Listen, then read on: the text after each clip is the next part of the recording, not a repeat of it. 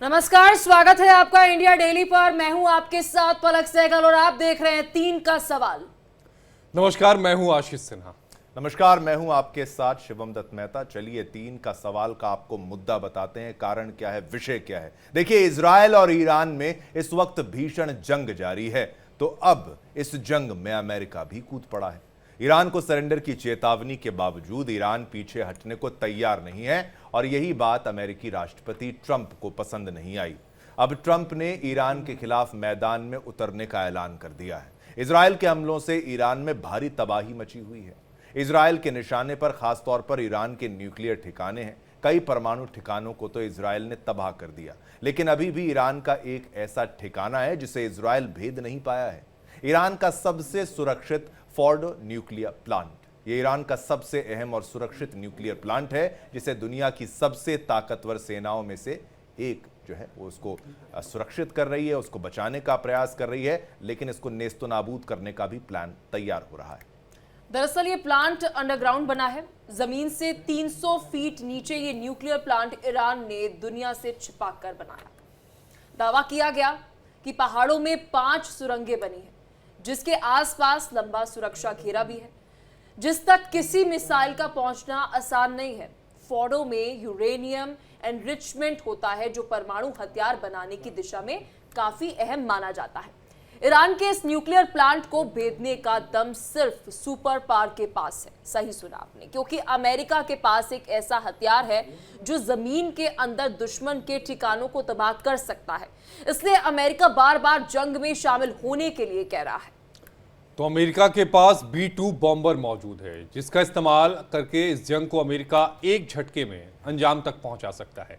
B-2 bomber America का सबसे शक्तिशाली गैर परमाणु बम्पर बस्टर बम है। यह बम गहरे अंडरग्राउंड मजबूत ठिकानों जैसे बंकर, कमांड सेंटर और हथियार भंडार को नष्ट करने में सक्षम है। B-2 बॉम्बर फोर्डो के कोर तक पहुंचने की शक्ति रखता है। फोर्डो न्यूक्लियर प्लॉट को तबाह करने के अमेरिका के बाएं हाथ का खेल है। ट्रंप ने चेतावनी देते हुए कहा है कि अगला हफ्ता बेहद अहम होने वाला है। तो क्या ट्रंप ईरान के फोर्डो न्यूक्लियर प्लांट को तबाह करने का प्लान बना रहे हैं? अगर अमेरिका B-2 बॉम्बर का इस्तेमाल करेगा तो ईरान का हश्र क्या होगा? क्या ट्रंप ईरान की नब्ज यानी फोर्डो प्लांट को तबाह कर देंगे? क्या ट्रंप ईरान के सबसे सुरक्षित ठिकाने को तबाह कर उसे घुटनों पर लाएंगे?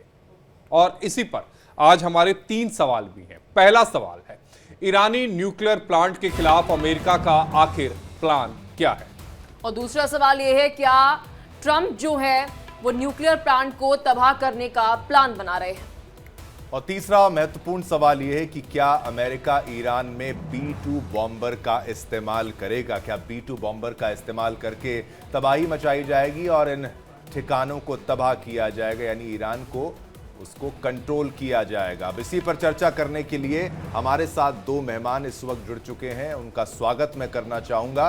कुछ ही पलों में आपके टेलीविजन स्क्रीन पर हमारे मेहमान, उनसे सवाल हम पूछेंगे। स्वागत करना चाहूंगा हमारे साथ इस वक्त मेजर जनरल अनुज माथुर साहब हमारे साथ जुड़ चुके हैं और कैप्टन मीरा दवे। आपका भी बहुत बहुत शुक्रिया। डिफेंस एक्सपर्ट हैं दोनों, अपनी अपनी राय के लिए जाने जाते हैं। माथुर साहब, शुरुआत आपसे कर लेते हैं। B-2 बॉम्बर की तस्वीर भी हम आपको दिखा रहे हैं, लेकिन फोर्डो के बारे में भी थोड़ा आप हमें बताते चलिएगा। इतना डेप्थ में अगर आप बनाने का प्रयास करते हैं तो ये प्रयास तो ज़रूरी है, लेकिन उसका तोड़ भी तो निकाला जाता है कि भाई बंकर बस्टर बम्स की हमने यहाँ पर बात करी है, और इन डेप्थ में जाके भी जो है कुछ बॉम्ब्स ऐसे हैं कि भाई कई लेयर्स को तोड़ के फिर वो ब्लास्ट करते हैं। कई मिसाइलें भारत के पास भी हैं ऐसे कामों को करने के लिए। लेकिन इस पूरे आप समझिए, इस पूरे मामले में कौन से हथियारों का इस्तेमाल होगा? क्या B-2 ही उसमें अहम किरदार निभाने वाला है? आपका ऑडियो अनम्यूट कर लीजिएगा सर।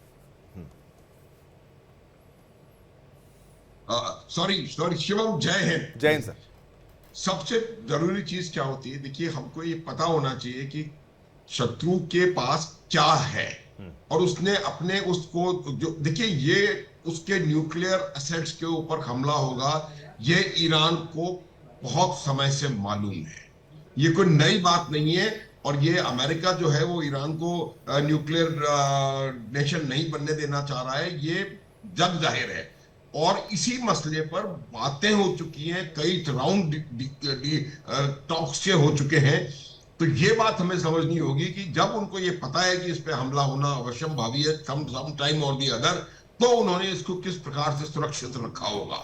अब इसके देखिए दो तरीके हैं, या तो इस प्रकार के आपके पास हथियार हो जो कि उसके अंदर जाएं और उसको बर्स्ट करें और अंदर जाकर के उसको नुकसान पहुंचाए। वो हथियार सिर्फ अमेरिका के पास मुकाबलियत है, और वो भी कितने इसमें सफल होगी तो देखने का सवाल है। लेकिन उसके अलावा इजराइल के पास इस प्रकार का कोई भी हथियार नहीं है जो कि इतनी गहराई में जाकर के, और फोर्डो हो या कोई और हो, न्यूक्लियर एसेट्स जहां जो उनके नातांस भी हो, उनके न्यूक्लियर साइट्स के ऊपर कोई खास असर नहीं डाल सकता, पहली।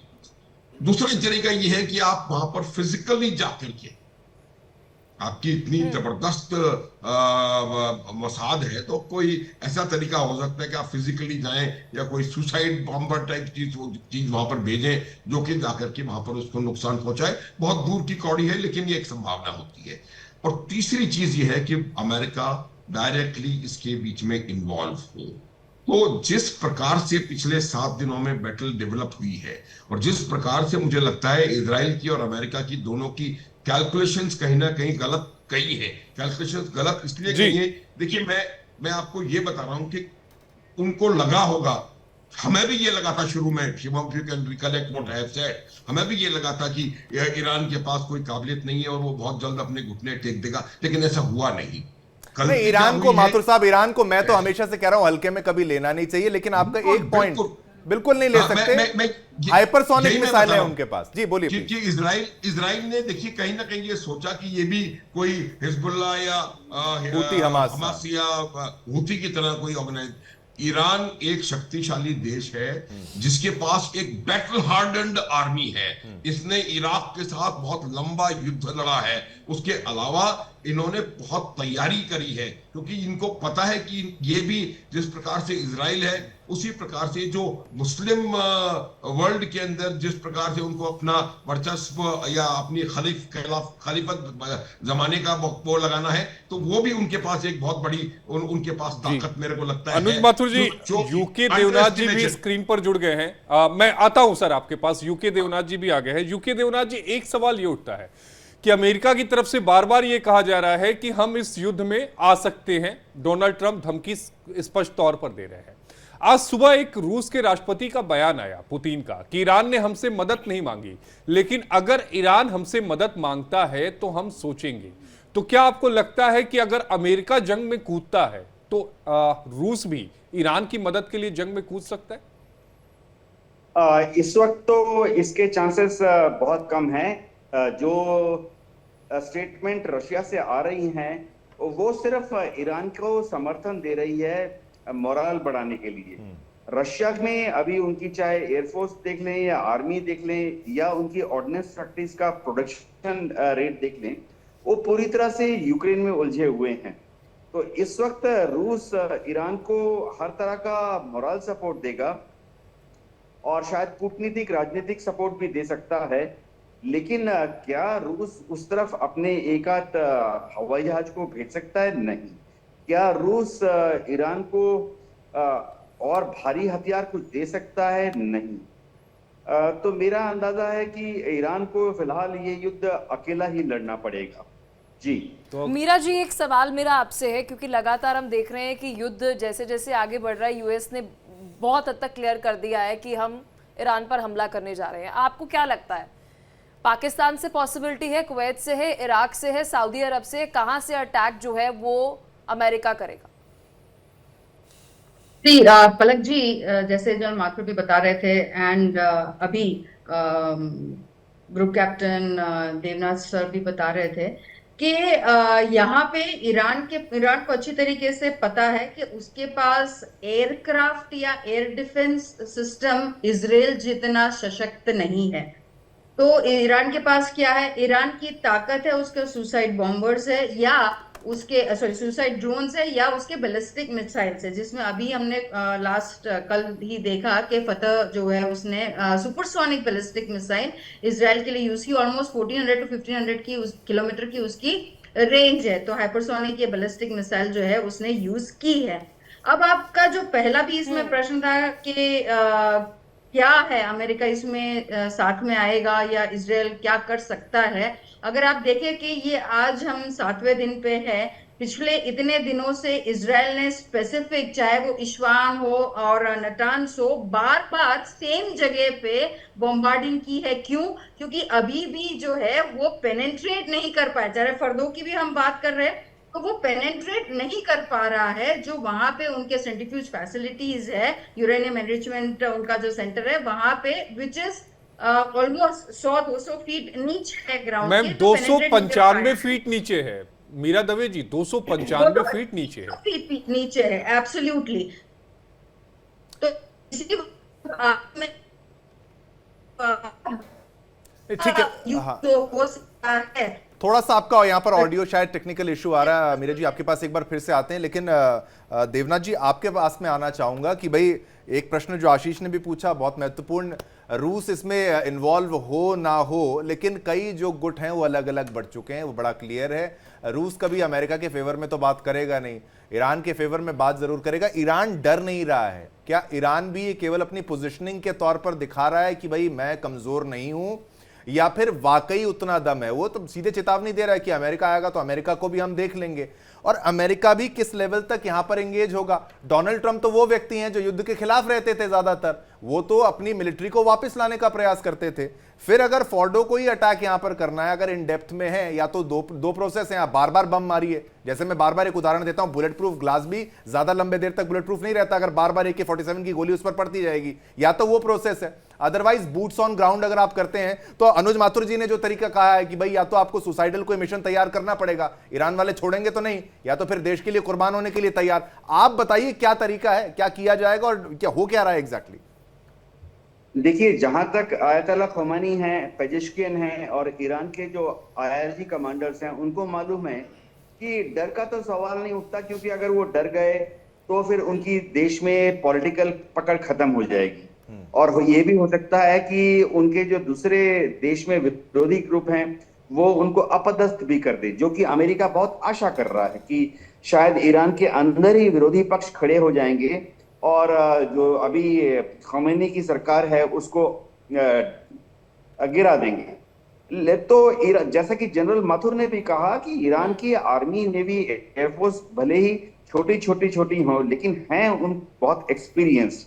जो जितने जनरल्स देख रहे हैं, जब ये लोग यंग थे आज से 1970s 1980s में, तो इन्होंने बैटलफील्ड में खून पसीना देखा हुआ है और इनको मालूम है कि दुश्मन के साथ लड़ने के लिए रेजिलियंस यानी डटे रहो, चाहे कुछ ना हो लेकिन डटे रहो, वो एक बहुत बड़ा मुद्दा होता है। तो अमेरिका क्या करेगा?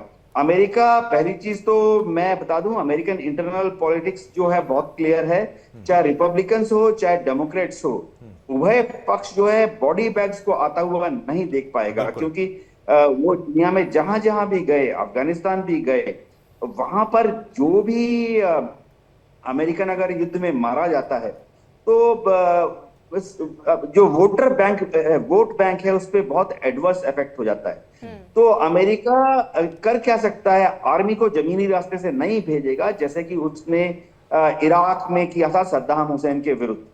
अमेरिका ज्यादा से ज्यादा सेफ ऑप्शन लेगा, उसके नेवी में टोमाहॉक क्रूज मिसाइल हैं शिप्स में और सबमरीन में, जो कि अरेबियन सी में डिप्लॉयड है, नॉर्थ अरेबियन सी में और पर्शियन बे में, तो वो उनको फायर कर सकता है। दूसरी बात है, जाहिर बात है, अमेरिका की जो स्ट्रेटेजिक बॉम्बर्स हैं वो बहुत अच्छी लोकेशन डियागो गार्सिया में और वेस्ट एशिया में ही डिप्लॉयड हैं, तो वो अपने बॉम्बर्स का इस्तेमाल कर सकता है। और स्टैंड ऑफ बॉम्ब्स जो हैं, स्टैंड ऑफ बॉम्ब्स का इस्तेमाल करते हुए ईरान में टारगेट को एंगेज कर सकता है। लेकिन मैं आपको बता दूं, टोमाहॉक क्रूज मिसाइल हो या स्टैंड ऑफ बॉम्ब्स हो, इनका युद्ध में फर्क नहीं पड़ता है, इससे ईरान को नुकसान जरूर होगा। यूकी देवनाथ जी, जिस तरीके से हम इतनी ओपनली इस पे डिस्कशन कर रहे हैं कि न्यूक्लियर साइट्स, वाटर रिएक्टर और अलग अलग जो न्यूक्लियर साइट्स हैं उस पर अमेरिका हमला करने की सोच रहा है और इजराइल ऑलरेडी कर रहा है, इज इट सेफ? देखिए, अगर न्यूक्लियर साइट हिट होता है तो एक प्रोबेबिलिटी है कि वहां से रेडिएशन लीक हो सकता है, प्रोबेबिलिटी है। दूसरी बात है कि न्यूक्लियर साइट अगर हिट कर रहे हैं तो एक और प्रोबेबिलिटी है कि जो कंटामिनेटेड न्यूक्लियर डस्ट है वो भी हवा में उड़ सकता है। तो हवा के रुख के हिसाब से ये कंटामिनेशन जो है वो अलग अलग दिशा में उड़ सकती है, हो सकता है उड़ते उड़ते वो कुवैत, अबू धाबी, और सर ये कतार, कितना गलत ओमान जा तक सकता पहुंच है जाए। अगर आपने जो न्यूक्लियर साइट्स पर आज वाटर रिएक्टर के ऊपर आपने हमला कर दिया, और ये कितना मतलब वर्स्ट टू वर्स्ट सिनेरियो क्या हो सकता है? देखिए चेरनोबिल में जब हुआ था तो यूरोप में उसकी डस्ट 1500 किलोमीटर तक पहुंच गई थी। तो अमेरिका जो है क्या न्यूक्लियर साइट पर हमला करेगा? देखिए न्यूक्लियर साइट पर हमला करना आईएईए के गाइडलाइंस के विरुद्ध में है। दूसरी बात है कि आजकल के जो इंटरनेशनल पॉलिटिकल सिचुएशन है उसमें अगर कोई देश दूसरे देश के न्यूक्लियर साइट्स पर हमला करता है तो उसे एक असभ्य व्यवहार माना जाता है। सभ्यता तो रहे नहीं अनुज माथुर जी, क्योंकि आज जिस दौर से पूरी दुनिया गुजर रही है उसमें नियम ताक पर रख दिए जाते हैं। मैं आपसे तीन यहां पर चर्चा करना चाहूंगा। एक राष्ट्रशाही समर्थक है, इस समय ईरान में बहुत ज्यादा एक्टिव है। दूसरा है मुजाहिदीन ए अलग, और तीसरे जो हैं वो है जातीय अल्पसंख्यक समूह। इनका भी वही मोटिव है जो मोटिव इजराइल का है, जो मोटिव अमेरिका का है कि खामोनेई को सत्ता से हटाया जाए। आपको लगता है कि ये जो अलग अलग ग्रुप्स है ये एक साथ यूनाइट होकर खामोनेई को सत्ता से हटा सकते हैं? देखिए मेरा ये मानना है कि इजराइल ने और अमेरिका की टेस्ट अप्रूवल के साथ जब हमला किया था तो उनके दिमाग में कहीं ना कहीं ये बात जरूर थी कि जो ईरान के इंटरनल ग्रुप्स हैं उनको इकट्ठा करके और उनकी मदद से ईरान की जो करंट डिस्पेंसेशन है उसको अपदस्थ किया जा सके, ये उनके दिमाग में बात रही थी। दो बातें उन्होंने सोच करके ये हमले किए हैं। पहली बात तो उनको लगा कि ईरान जो है वो अमेरिका के B-2 B-52 के मनूवर से और इनकी ऑफेंसिव बयानबाजी से डर करके कहीं ना कहीं सकम न कर दे, पहली बात। दूसरी बात ये उनको लगी थी कि वो जो इंटरनल सिचुएशन है ईरान की उसका फायदा उठा करके और खमनेई गवर्नमेंट को गिरा लेंगे। ये हमने इस बारे में बात भी करी है कि क्यों इसका नाम ये ऑपरेशन का ये रखा गया, उसका भी कहीं ना कहीं मकसद वही था। लेकिन हुआ दोनों में से कुछ भी नहीं।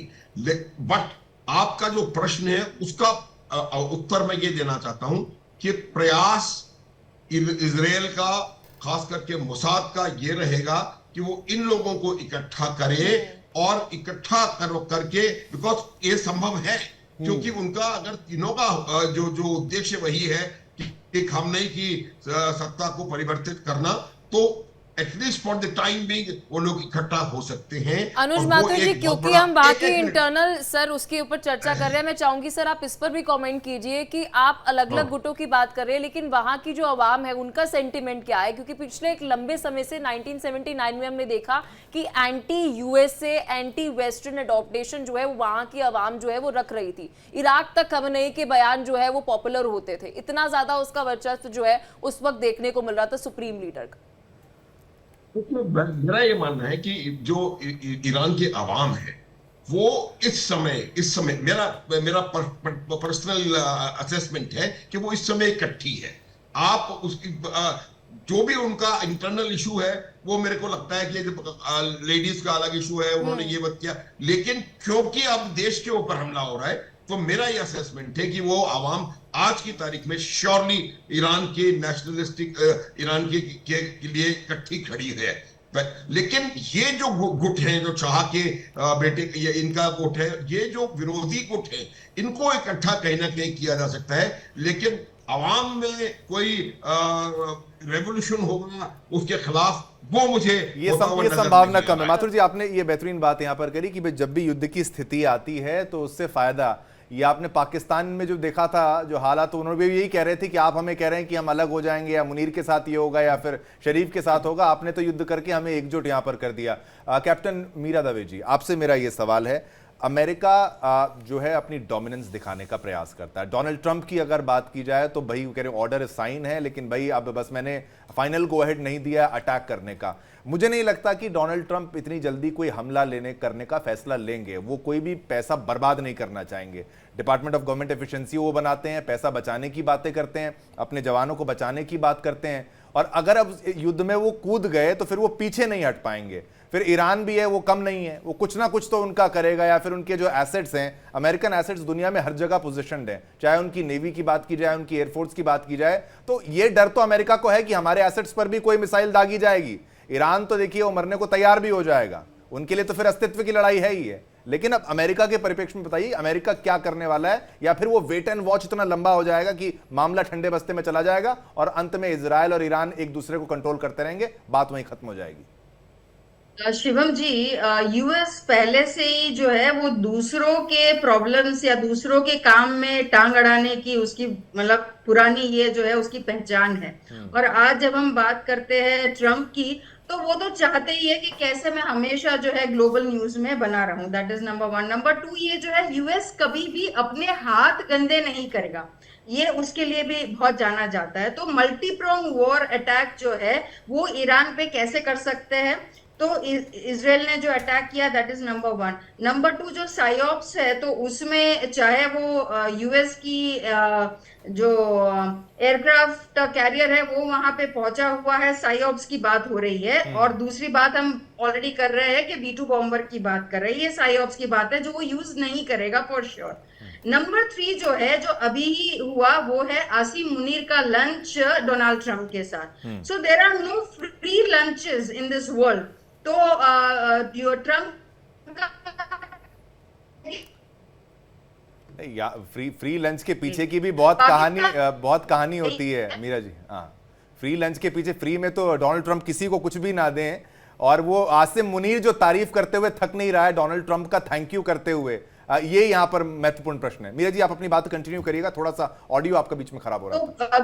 हाँ जी जी, तो जो क्विड प्रो क्यो का है कि तुम एक हाथ से लो और एक हाथ से दो की बात है, तो उसमें स्पेशली एक चीज तो जो डोनाल्ड ट्रंप चाह रहा है वो ये है कि मैंने तुम्हें लंच करवाया है, तुम्हें मैं ये दे रहा हूँ, तो तुम उसके बदले मेरे लिए ये बात करो कि ये नोबेल पीस प्राइज है। बिल्कुल बिल्कुल दवे जी, वो लंच भी इसीलिए दिया गया, वो कहा जा रहा है वो लंच भी इसीलिए दिया गया कि भाई ठीक है, ये हमारे लिए एक नोबेल प्राइज विनर के तौर पर इसको साबित करवाना चाहता है, पुश करना चाहता है। ठीक है माथुर साहब, अब आपसे मैं रिएक्शन लेना चाहता हूं, ये समझना चाहता हूं कि फाइनल ऑपरेशन क्या होगा बड़ा। इजराइल अभी आराम से बैठा तो नहीं होगा, आईडीएफ पूरी प्लानिंग कर रहे होंगे कि अब हमें कुछ करना पड़ेगा।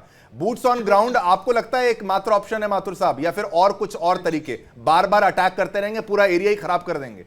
माथुर साहब आपका ऑडियो अनम्यूट करके सर। हाँ, पिछली वाली बात पर मैं एक थोड़ा सा कमेंट करना चाहूंगा शिवम। देखिए, जो फ्री लंच की बात कर रही है मीरा जी, वो फ्री लंच से बहुत पहले से काम चल रहा है। ये जो ऑपरेशन ईरान में हुआ है, इसकी 3 से 4 महीने पहले प्लानिंग हो गई थी, जब जो IMF का लोन है, वर्ल्ड बैंक का पैसा है, फील्ड मार्शल की रैंक है, वो तमाम चीजें उस फ्री लंच की वेरियस इंग्रेडिएंट्स हैं।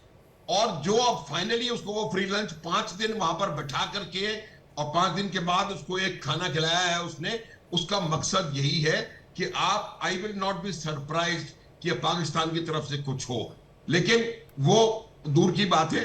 जहां तक सवाल आपके प्रश्न का है, देखिए बूट्स ऑन ग्राउंड जब आप इतना दूर हैं, इतना आसान नहीं होता है बूट्स ऑन ग्राउंड को अप्लाई करना। अब आपका मतलब बूट्स ऑन ग्राउंड से मतलब क्या है? American forces? No. Israeli forces? How? They can not reach there. तो बूट्स ऑन ग्राउंड तो सिर्फ मोसाद है, और वो मोसाद वहां पर क्या चीज मोबिलाइज करके और किस प्रकार से इनको हमला इनके ऊपर कर सकता है, वो देखने की बात है। लेकिन फिलहाल जो आने वाला कुछ समय नजर आ रहा है, वो सिर्फ non contact missile drone warfare चलता रहेगा, और जिसका एयर डिफेंस सिस्टम ज्यादा कामयाब सिद्ध ठीक है। होगा। साइबर अटैक भी कुछ हो सकता है, ऐसा भी कोई उसमें ज्यादा इसमें बढ़त मिल सकती है।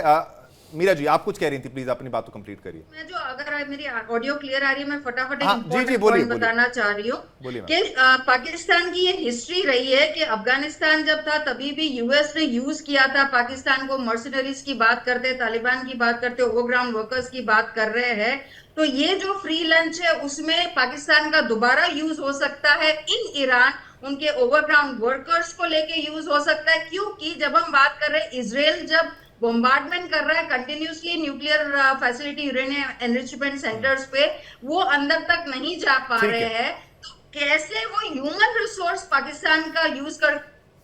हाँ, ये महत्वपूर्ण बात है, लेकिन आपको ये भी मीरा जी, ये भी सामने रखना होगा कि बेसेस हैं वहां पर, एयर बेसेस हैं जो ईरान के काफी करीब है, 900 किलोमीटर से ज्यादा बॉर्डर भी शेयर होता है। देवनाथ जी, आखिरी 1 मिनट है, आप हमें बताइए कि आगे आने वाले 24 से 48 घंटे में क्या कुछ बड़ा होने वाला है ईरान के विरुद्ध में या फिर इजराइल के विरुद्ध में, जो भी आपको लगता है, आपका एनालिसिस।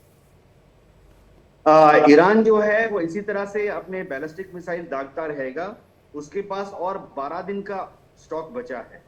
इजराइल इसी तरह से हवाई हमले करता रहेगा, उसके पास अनलिमिटेड स्टॉक्स आ रहे हैं हर रोज अमेरिका से।